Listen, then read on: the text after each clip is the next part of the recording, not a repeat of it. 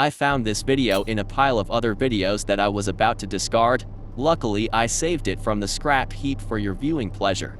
Enjoy. I somewhat remember this battle, but that isn't the point.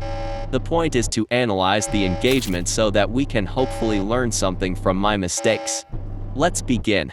Immediately we see that it's a 4 versus 4 and it's somewhat balanced, but I don't know how or why, and you can't tell much from the video, but my team completely disintegrates while I am dueling this Rodney. That's besides the point, however. The real point is that in the next minute Rodney is about to become a real issue and it's up to me to stop it.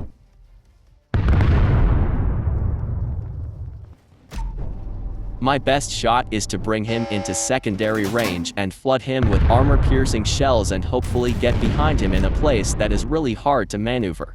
As I charge, I get a stroke of luck as he is using high explosive, which while they caused a fire that is negligible when compared to the damaging hits he could have gotten if he had used armor-piercing.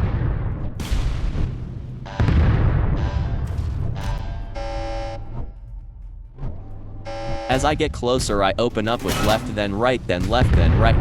My trademark tactic for engagement with secondary batteries, as it allows the guns on the other side of the ship to join the fight. As I blow past this Rodney, he makes a critical mistake, which allows me to win. In close range, you must always lead your opponent. Watch as after I fire, I move the pointer way past him. This is to account for where my barrels will be by the time I get ready to fire again. By giving the turret time to aim, you reduce the risk of losing by only a fraction of a second. As you can see, he was about to finish me when my aft and secondary came in clutch.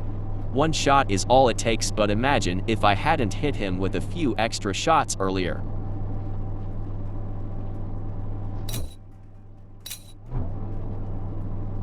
The rest of the fleet is still out there.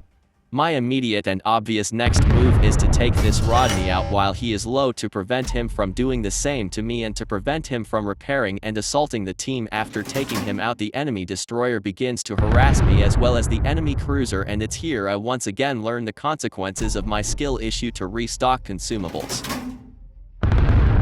I switch to the cruiser because I can actually land hits on a broadside cruiser than a narrow destroyer.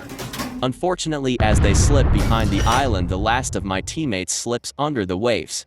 I can sit here and pretend that I could have won this fight, but against a Brook and a Lenny with no repairs, the numbers and rate of fire will force themselves.